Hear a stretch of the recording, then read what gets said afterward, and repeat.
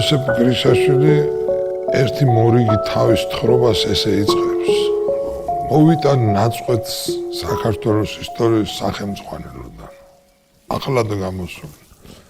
ეს ძველი დროის ცნობილი სახელმძღვანელო ორი ტომია, პირველი ითვლება კლასიკად და მეორე იმათ ითვლება რომ ბელადეს ჩასწორებულიც არის.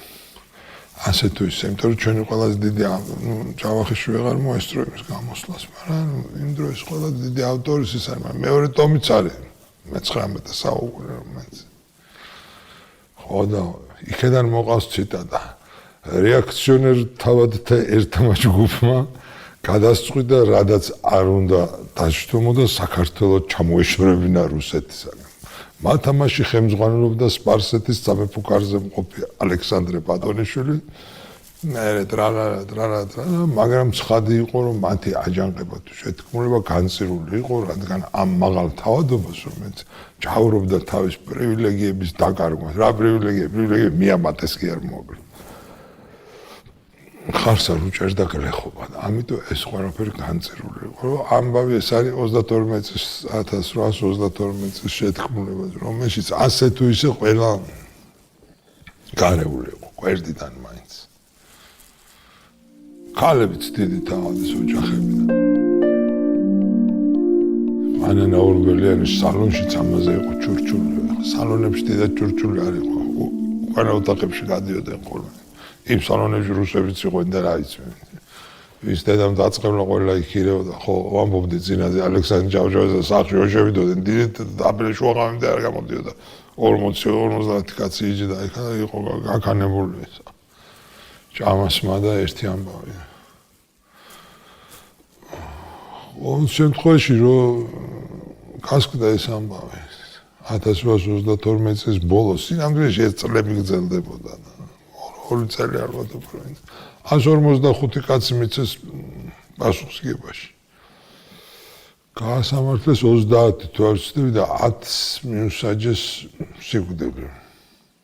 არავინ არ დაუჭიათ სიკვდილი. სიკვდილი იყო ყოვლად საშინლად აღწერილი, იქ როგორც უნდა მოგონა და გრიშაშვილი ამბობს, რომ მოერიდენ ამის ერევნის მოედანზე გაკეთებას. ნიკოლოზ პირველმა გადახედა განაჩენ, მაშინ ასე იყო სუები. გადახედა აი დეკაბრისტების ამბავი რო იყო, იქ ძალიან ბევრი იყო სიკვდილი მისჩილი და 5 დატოვა ხო მაგან. აქ ყველა საბადია, ასე რომ ვთქვა. მეწინა ვინ ითვლება ჩვენთან? ალექსანდრე ჯამბაგურონბერიანი, ელიზბარ შანშესძე, სმისერისთან, სანსაღანამო. მე ვამბობ, კარგი ელიზბარ ერისთავი აი ეგ. ბერი ფილადელფოსკი გნაძე და ფილოსოფოსი სოლომონ დოდაშვილი. ეს ორი განსაკუთრებული ადამიანია. მამათაც ყველასებადი გადასახლებები გამოვიდა, იმიტომ კატეგორიებად რომ დაყვეს, მართლა ყველა მონა, ეხლა სახში ყველასთან აღმოსავლეთ საქართველო და ძალიან გადამო 4-5 გვარი და ამ გვარებში ტრიალებს ესა. სულ ერთმანეთს ნათესავია ბიძაშვილი, მამიდაშვილი და დაკითხვების დროს აი რა ნახავთ გიორგი გოზალიშვილის ტომები აქამდე. სულ ამებზე ლაპარაკი ბიძაშვილია კაცო ჩემი და შემხვდა შემთხვევით და ეს გაუბრალოება ამაჯა შეთქმულების ამბავი ცნობილია, მაგრამ კარგა საიდუმლოდ ინახავდნენ. ესეც კი ქონდათ პირობითი ნიშანი მოგონილი. ნეკი უნდა წაესვათ. რომაელები ამბობდნენ ისეთი ბარბაროსი რომ შუბს ნეკითი ფხანსო. ხო. ეს კარგი ის არის, იმიტომ რომ იმ დროს ეს არის რომანტიზმის ეპოქა, ბევრი საიდუმლო ორგანიზაცია, ბევრი აჯანყება მთელ სოფლიოში, მექსიკიდან და რა ვიცი, აქეთამდე სულ აჯანყებებია და გმირული ისინი რა ქვია და ბაირონის იმით შემაგრებული ამბავია თან ეს ყველაფერი, უკან ბაირონი დგას ამ თავის. პოემებით და საქციელით და ნუ ეს თუ ახლა მე მარტივად ვამბობ, რთული ამბავია სინამდვილეში თელ სოფლიოში. არის იქ უამრავი პირობითი ნიშნები, მე პატარა ვიყავი, ანბანი მქონდა მაგათი გადაწერილი. საიდუმლო ანბანი რო აქვთ. ჩვენ შეთქმულებს ხო და ყველა მთელ სოფლიოში ჰქონდათ ესა და ესეთი ხელის ჩამორთმევები, ორი დიდი მთელი ამბავი პირობითი ნიშნები, ეს ყველაფერი არსებობდა რა თქმა უნდა.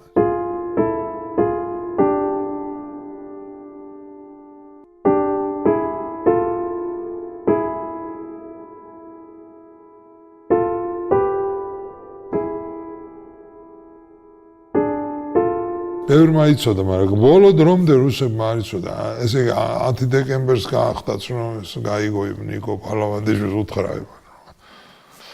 11-დან დაჭერები იყო ყველა აი თავარი ვინც იყო ასე რომ თქვა თითქოს რომ დაჭერილები იყვნენ. არის ისეთ ყველა დაბრუნდა. არ დაბრუნდა ეს პარლამენტში რომელიც კომი რო არის აი მე რო სტალინის დროს პანაკი იმ კომიში იყო დიდხანს. იევსევი პალავანდა ვერ ხო აქედან არ მოსულა. ეგ ნუ როგორც ითქვა გამცემი ხო და უფრო მისი ძმა იყო გამცემი ამას შეიძლება სისულელით მოუვიდა მაგრამ შეიძლება არც იქ არის ძალიან რთული რაღაცა მომენტები რომელიც ყოველ შემთხვევაში ეს კაცი ითქვა და ის ძმა არც ახსენებენ ძმას უთხრაო და ძმა ცუდი კაცი იყო და იმ ძმამ მივარდა იქა ეს ხო არ მივარდა მაგრამ ნუ გამოვიდა რომ გამცემი რომ ეს მეტაურებში იყო ასე რომ ვთქვა გადაიღალენ ეთქო პირველი ღამის განკარგულება დაწერა დიმიტრი ორბელიანმა და მეჯლისზე უნდა შემოგვეყვანა და წელს პარსული ეხლა რომ ყველა რუსები დაგვეხოცა მეთაურობა ანუ გაგვემართა ბალი რამე კარგი დღეზე მეჯლისი ჰქონდათ ქცევის ნორმები რაც თავარი იყო მარადი უტეხი მეგობრობაში ეს იყო ფილადელფოს კიკანაძემ დაწერა აქტი გონიური ხო ფილადელფოს კიკანაძე მაგათში გამორჩეული კაცია მაგას ვამბობ ეგ მოკვდა და სოლომონ დოდაშვილი გლეხი დაზნაურიშვილი დაიხო ისევ დაიჩაგრა საწყალე კაცი ხო გრიშაშუს ანდაზა აქ ისა თავა ბატონობას რა უნდა ჯადა თქმაუნა გლეხები აპობდნენ რა ესენი დაიჩაგერენ ეს აქვე მოკვდა უკვე განადგურებული ყავდათ იმიტომაც გამოუშვეს რა მონასტერში გამოიყვანეს და ის ვიატკაში ის ნათელი გონება იყო კაცო მაშინ სად იყვნენ ქართველი სტუდენტები წასიგლე ღუდლიშვილი წასული სახელმწიფო გლეხი კი იყო ანუ ცოტა სკოლა თავისუფლება დოდაშვილი მე მომგითხოთ ესეთ მაგაც ყველაზე ნამდვილი იმის ხალხი ეგენი იყო ხე ყველა თავაც მართლა რაღაცა ისა აქ და ამას ქონა სწავლა და იმას თავისი ბერობა ქონა სრულიად საოცარი იმიტომ იმასაც ბიოგრაფია ქონა სახელი იმიტომ ქონდა რომ მოსკოვში ნამყოფი იყო ანტონ მეორესთან ერთად და მთელი ესა ჩვენ ბოლო კათალიკოსთან ანტონთან ძალიან ახლოს იყო და იქ გაიცნო ანტონი ხო ერაკლეშვილი იყო კაცო იქ არის ბატონიშვილები და მთელი ამბავი და აი თქმულია რომ შეთქმულების ამბავი იქიდან არის წამოსული იქიდან რაღაც იდეა მოდიდა და ეს რო დაბრუნდა აქ და ფერიცვალებაში იყო იერომონაზონი იყო ანუ მე ფილადელფოს მე დაარქვეს მაგრამ ნიკოლოზი ერქვა ანუ წირავდა თანა და ქადაგებდა და სახელი დიდი დაუვარდა თან მაშინ ესე იყო რომ რუსეთში ნამყოფი კაცი კათალიკოსთან ერთად და ამ თბილისის მაღალ თავადობას ქართველებს მოსწონდა და ასე ახლოს შევიდა თორე იყო მაგდროს 30 წლამდე იქნებოდა აი როცა ეს მე შუამთაში იყო ეხლა მან საინტერესო რა შუამთა აგერ არის ეს წინანდალი წაგერ არის შუამთაში ეხლა ხო მარხიან ჭავჭავაძენი აქედან ადრე არ ემარხენ ხოლმე ალექსანდრემ დაიწყო შუამთაში დამარხო ეგრე არის ახალ შუამთაში მაგას მე ვიტყვი როგორც იყო ია იცი რა ხდებოდა ამასა და იმას შორის ვერ გაიგებ მაგას იმიტომ რომ ამდენი ტყული რაც ალექსანდრე ჭავჭავაძემ დაკითხვის დროს დაწერა და თქვა მე მგონი 10 შეთქმულსა ყველა უმრავლეს გულახდილად იცახდა იმან მითხრა კაც არ უთქვამს არაფერი ერთი არ დაუსახე ვიზეც არ კითხეს ორ კაც ასახელებს თავის ესე ცოლის ძმას და ცოლის ბიძაშვილს თუ რაღაცას მე ისიც იმიტომ რომ იმათ დაასახელეს და სხვებზე ვეუბნებიან ამბობს რომ მაღაზე ჭკვიან კაცსაც ვიპოვნიდი მე რო აჯანყებამდე აი ესეთ საოცარი ეს არის გრიშაშვილთან მოკლედ მაგის პასუხები პირველი მეორე ასე რომ პასუხობს და ბოლოს შეურაცხყოფა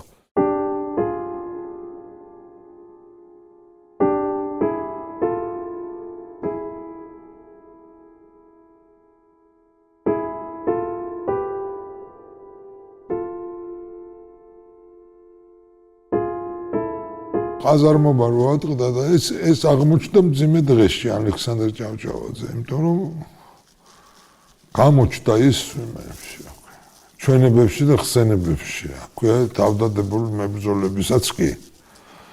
ეგ გვინდოდა ჩვენაო, ეგ არის ჩვენი კამანდირი. უმაგისოთა რა აზრი აქვს. ყველაზე ჭკვიანი კაცი იძახიან, ჭკვიანი კაცად მიგვაჩნდა. მაგას რომ დაუწყეს და აკითხვა წერილო ქართულადაც კი აქვს ნაწერი. ეს ძალიან ეშმაკული რამეებია. ქართულად წერს, რუსულად წერს ამ პასუხებს რო წერს. საიდან გაიგეთ აჯანყების შესახებ? ბარონმა როზენმა მითხრა. ანუ ვინც მართავს კავკასს. მითხრა ბარონმა როზენმა მაგისგან გავიგე.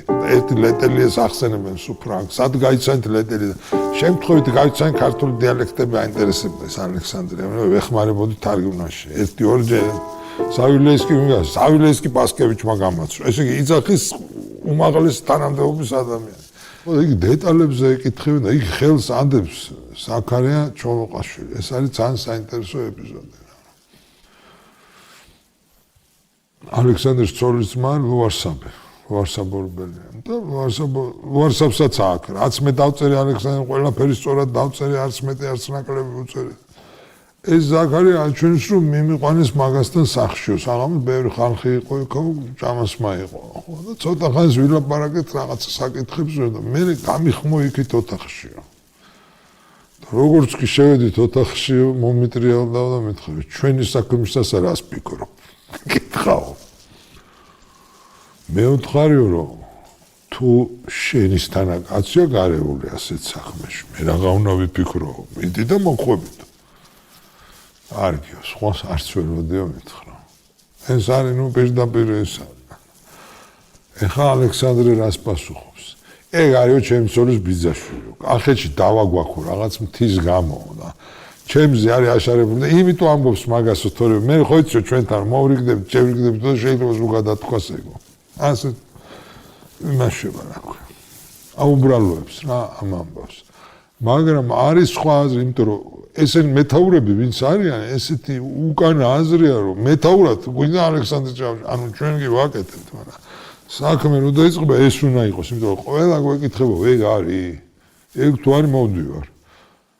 ასეთი გარემოა რა და ესეც ეუბნებოდნენ არის ხო?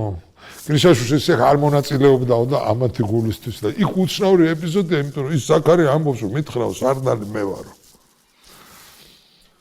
ხო და ალექსანდრე ესე განმარტავს რომ იქო მაგასო მე სინამდვილეში ველაპარაკე კახეთში არეულობა გლეხები ცუდად იქცევიან, მოხელეები ცუდად იქცევიან და ეგეც ახლა ჩემი მეზობელია ხო და ხორი ესო დავწეროთო ყველაფერიო და ამ საქმეში მე გისარდლებთ მთავარი მასთან და ჩემ თავს ირონიულად უწოდე ქართველების მთავარსარდალი. ასეთი გამართლება აქვს მოძებნილი ამისთვის და როგორც ჩანს სარდალი ეგ იყო. ახლა შეიძლება კი არ ითქმის ესე მეცნიერულად და იმათ, მაგრამ იმათ ეს იმედებოდათ.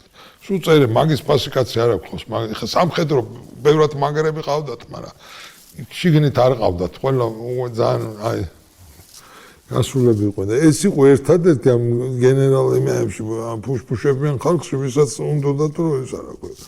მინდობოდნენ და თვითონაც დიდად არ ვარობდა როგორც ჩანს. აი გაიხსენეთ პოლოში წუხდა. მე იგივე ვარ, მაგრამ არ ვსდევ ჟამთასვლას. ეს არის მაგის ლექსი და მაგის ის არის.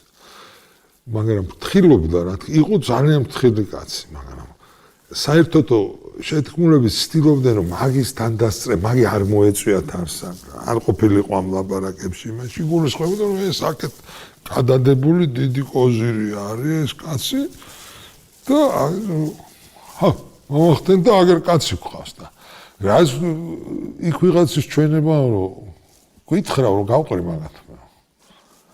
გაყრა იოლიაო რუსებისო. მერია შეკავება ძნელი. აი მეორე დღეს რა ვქნათო. ჭკვიანი კაცი იყო და თორე გაყრით დავეცემი და ღამე წეცხწავ მაგათო მოერები მეო.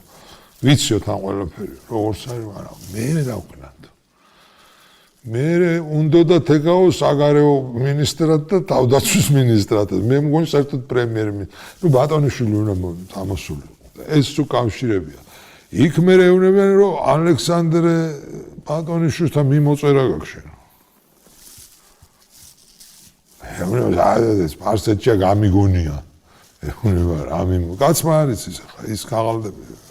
რა არის როგორ არის სპარსულად დაწერილი, ქართულად დაწერილი, რა მიქონდათ, რა მქონდათ. შეკითხვებია ბატონიშვილებს თუ იცნობ აი მოსკოვში პეტერბურგში. ყველას ვიცნობ. ბავშვობიდან ვიცი რომ ყველასო და ჩამოწვის ის არ მინახია 13 წელს ას ყოვლად ერთადერთი 16 წელს ვიყავი 2 წელიწადს იკელებს რომ ბავშვი გამოჩნდეს ეს გრიშაშვილი წართხამს რომ ეს განგებიკელებს არა ხსოს ხარ რამდენი წელს 16 წელს ვიყავი და 3 თვე ვიყავი ფარნაოს ბატონიშვილთან და ეგ იყო და ეგ ამტელი ჩემი ისა სხვა ახლო არ მქონიაო იქ რო სწავლობდიო ბაქარ ბატონიშვილთან ცხოვრობდი დედაჩემს ნათესავი ბერენ ეგ შემიგედლესო იქ პეტერბურგში ასეთ ყოფითი მეებში გადააყენა მაგრამ ეს სინამდვილეში მაგის ეს ამბავი არანაირად დაიჯერა არის პასკევიჩის და იმპერატორის მიმოწერა ეს პასკევიჩი ეუბნება он конечно все знал ეს იციან იცის მაგრამ ახლა თლათ თავსარდალიც არ არის იმიტომ რომ მთელი შავი საქმე სამუშაო საიდუმლო წვალება აი დიდ ხალხზე გადადიოდა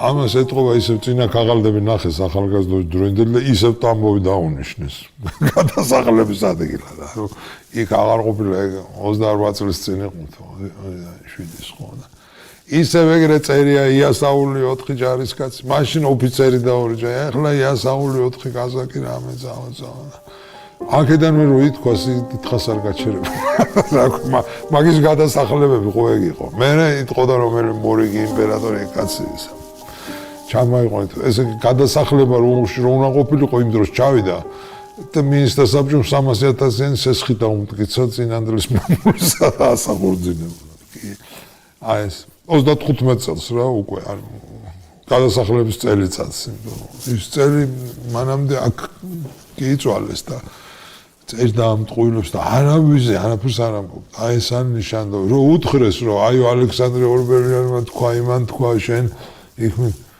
შენ ხარ მეთაურიო იმიტომ რომ ასე გამოდისო რომ შენაძლევ დავალებებსო და ეს ეუბნება საშინელ საეჭვო ფრაზას აჯანყების მოწყობასო ჭირდებაო დიდი დაფიქრებაო ასე და თუ ხელმძღვანელობო აჯანყებასო შეთქმულებასო ისეთი აგენტები უნდა აირჩიო რომ ჭკვიანი ხალხი იყოს და დამიჯერეთო მე უფრო ჭკვიან ხალხს ავირჩევდი ვიდრე ეგენი არიან უცბად ასეთი კაცი იძახე შენ ლექსები და მუხამბაზები და გამოძვრა აქედანაც გამოძვრა მაგრამ ნუ სხვები ვერ გაიხმერე ხო ატყდა ყველაზე ესეთი არის ამ ფილადელ ყველასთვის ძალიან ტკივილიანი დროა ესა და მიყავთ და ზოგი და ამიცი მე სიცივეში მოკლედ და დაბალი იმიდან სამსახური ჩინიდან და ისა და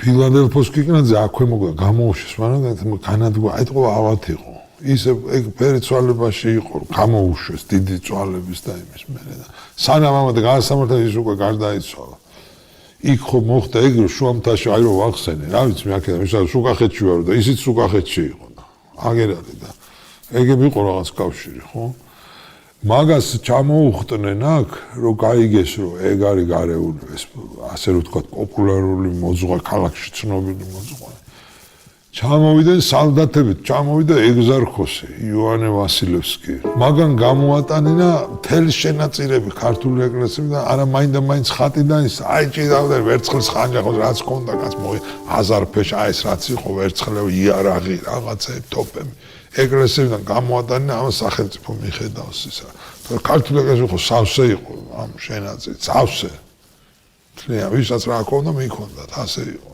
ასეთი კაცი აქ მოვარდნენ შუამთაში გამორეკეს ბერები და ესეთი ის გადმოცემა არსებობს ხო და ჯერ საჯაროდ კითხავდნენ ერთ მერე ცალ-ცალკე რომ მაგის ქაღალდა ესეც იქ იყო ფილადელფოს მერე მიაბესო ვიღაც ბერები ხეებზე ეუბნებოდნენ ეს დაყვირონდა ეს ეგზარქოსი ზემოდან ის ჭუბიც მოხდა მე ბოლოს უთხრეს რომ გადავწოვთ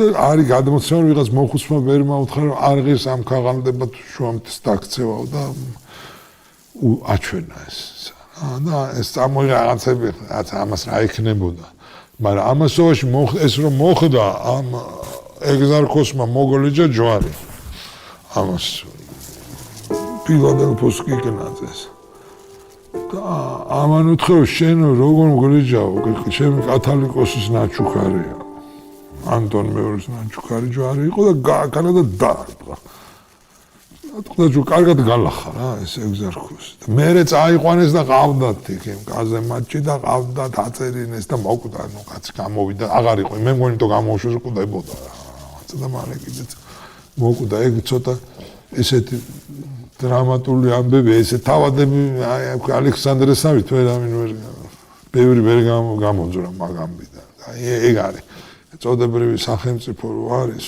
სხვადასხვა მე არ უნდათ მაინც ბერია ეს რუსეთი რა არის ხა რუსული ეს ტრიადა ხო ეგეთია რა ქვია რომ თვითმყურებელობა მართლმადიდებლობა ხალხი რა და ხა ეს საეკლესიო ისა ბერები გამოვიყვანეთ ჯერ ურტყეს ხნიერ ხალხს ისა არა შუამთის ამბავი ალექსანდრეს ამბავი შუამთის ამბავიც არის იმიტომ რომ მანდ ხშირად დადიოდა